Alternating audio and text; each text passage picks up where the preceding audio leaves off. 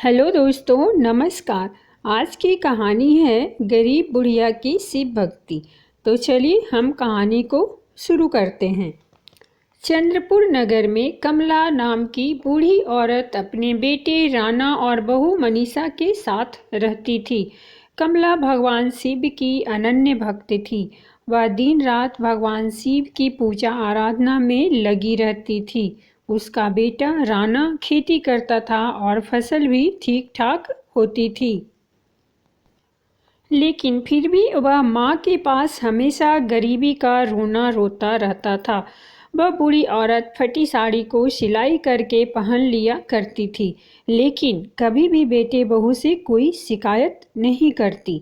उसकी बहू मनीषा सास को बिल्कुल भी पसंद नहीं करती थी।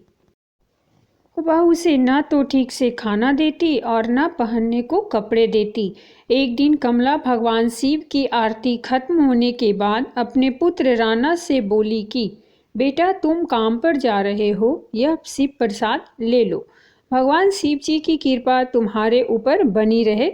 उसकी बहू जो पास ही बैठी सारा वार्तालाप सुन रही थी, वह बोली कि सासू माँ, अगर ऐसे दिन भर पूजा पाठ करते रहने से सब काम बन जाए तो फिर तो सब पूजा ही करते रह जाएं। आपके पास तो शिव जी की पूजा के अलावा और कोई काम धाम नहीं है। हर समय शिव जी की पूजा करती रहती हो, लेकिन तुम्हारे शिव जी फिर भी तुम्हारे लिए कुछ नहीं करते। बाकी समय आप बस बैठे बैठे अनाज तोड़ती हो। बहू के ताने सुनने के बाद भी कमला कुछ नहीं कहती। बेटा राणा भी बीबी को कुछ नहीं कहता था और चुपचाप अपने खेत को चला जाता था। कमला घर में पूजा करती, मंदिर जाती और वह दिन भर खुद को शिव भक्ति में ही व्यस्त रखती थी। बहू मनीषा स्वयं तो बहुत अच्छे अच्छे भोजन बनाकर खाती, लेकिन सास को रूखा सूखा खिलाती, जिससे कमला दिन प्रतिदिन कमज़ोर होती जा रही थी। मनीषा कमला से कहती कि माँ, केवल पूजा ही करती रहोगी, कभी कभार थोड़ा बहुत घर का काम भी कर लिया करो। दिन भर अकेली मैं सारा काम करके थक जाती हूँ और आप सिर्फ खाती हैं और पूजा में लीन रहती हैं। कमला ने कहा, ठीक है बहू, लाओ मैं झाड़ू लगा देती हूँ। मनीषा बोली कि सिर्फ झाड़ू लगाने से ही नहीं होगा, थोड़े बहुत बर्तन हैं उसे भी धोना होगा। कमला ने कहा कि ठीक है। कमला रोज़ सुबह उठकर झाड़ू लगाती और दोनों वक्त के बर्तन भी धोती। बाकी सारे समय वह शिव जी की पूजा में लगी रहती। एक बार कमला ने अपने बेटे से कहा कि बेटा, कल से सावन का महीना शुरू हो रहा है। मैं इस सावन के महीने में भगवान शिव की विशेष पूजा करना चाहती हूँ, लेकिन मेरे पास पैसे नहीं हैं। अगर हो सके तो मेरी कुछ मदद कर दे, ताकि मैं भगवान शिव को भोग लगाने के लिए प्रसाद की व्यवस्था कर सकूं। राणा ने कहा, माँ, उसकी क्या ज़रूरत है?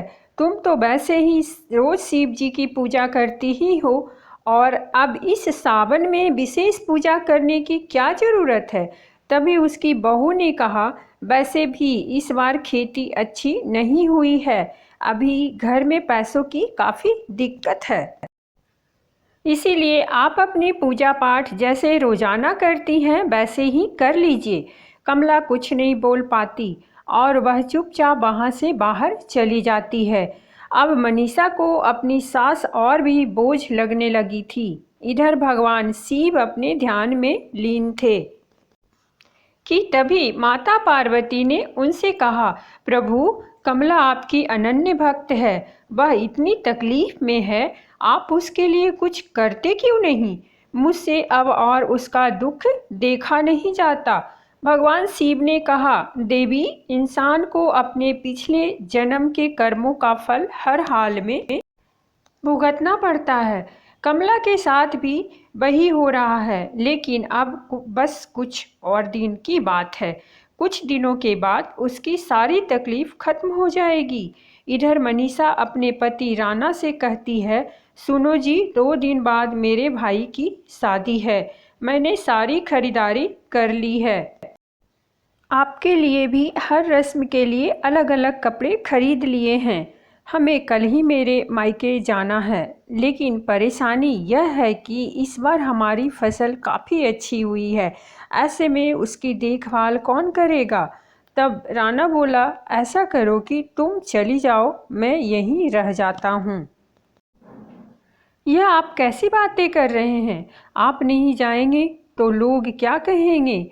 मैं कहती हूँ कि माँ जी तो वैसे भी कुछ करती नहीं हैं। उस खेत में ही बने झोपड़े में रहने के लिए उनको ही कह दो। उनकी शिव जी की मूर्ति भी उन्हें खेत में ही दे दो। वह वहाँ पर शिव जी की भक्ति भी कर लेंगी और अपना भोजन पकाकर खा भी लेंगी। इसके साथ ही खेतों की देखभाल भी कर लेंगी। राणा ने कहा, शायद तुम ठीक कह रही हो। राणा दूसरे दिन माँ कमला को लेकर खेत पर चला जाता है। वहीं पर उसकी सारी व्यवस्था कर देता है और अपने ससुराल चला जाता है। कमला जैसे तैसे अपने दिन गुजारने लगती है। अब वह भगवान शिव की भक्ति में और ज़्यादा लीन हो गई। एक बार फिर माता पार्वती भगवान शिव से कहती हैं, स्वामी, अब तो आप अपनी उस भक्त के लिए कुछ करें। उसकी तकलीफ मुझसे और देखी नहीं जाती। भगवान शिव मुस्कुराते हैं और एक बूढ़े साधु का भेष धारण कर कमला के पास पहुंचकर कहते हैं कि माता, मैं कई दिनों से भूखा हूँ, कुछ खाने को दे दो। आपके खेत में चने बहुत अच्छे हैं, आप मुझे उनमें से कुछ चने दे दो, मैं वही खाकर पानी पी लूँगा। कमला ने कहा, नहीं बाबा, मैं आपको कच्चे चने नहीं दे सकती। आप यहाँ बैठिए, मैं आपको चने भून कर देती हूँ। कमला खेत से चने तोड़कर लाती है और उसे भूनकर साधु बाबा को देती है। वह कहती है कि बाबा, यह लीजिए काले चने, इनके अलावा मेरे पास आपको खिलाने के लिए और कुछ भी नहीं है। साधु बाबा ने कहा, माता, आपने जितने सच्चे मन से मुझे चने खिलाए हैं, उसके लिए इंसान के पास अमीर दिल होना चाहिए, जो पैसे वालों के पास नहीं होता। यह कहने के बाद भगवान शिव अपने असली रूप में आ जाते हैं। यह देखकर कमला उनके चरणों में गिर पड़ती है और खुशी से रोते हुए कहती है, मेरे प्रभु, मेरे स्वामी, मुझे आपके दर्शन मिल गए। प्रभु, मेरा जीवन धन्य हो गया। भगवान शिव ने कहा, मैं तुम्हारी भक्ति से बहुत प्रसन्न हूँ। मांगो, तुम मुझसे क्या मांगना चाहती हो?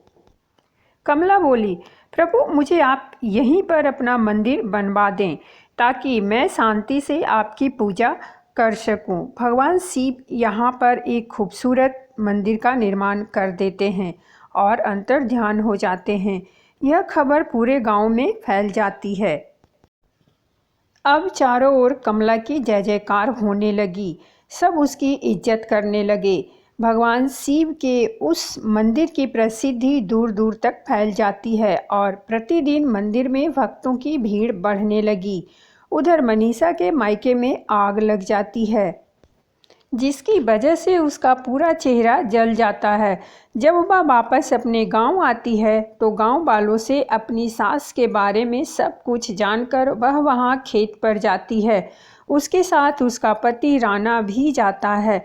दोनों कमला से माफ़ी मांगने लगते हैं। कमला जब मनीषा की ऐसी हालत देखती है तो परेशान हो जाती है। कमला मंदिर से भगवान शिव जी के नाम का जल लेकर उसके पूरे चेहरे पर लगा देती है, जिससे मनीषा का चेहरा पहले की तरह ठीक हो जाता है। अब तो हर कोई कमला की जय जयकार करने लगता है। मनीषा कमला से कहती है, माँ जी, हमसे बहुत बड़ी गलती हो गई है, हमें क्षमा कर दीजिए। घर चलिए, हम सब साथ में ही रहेंगे।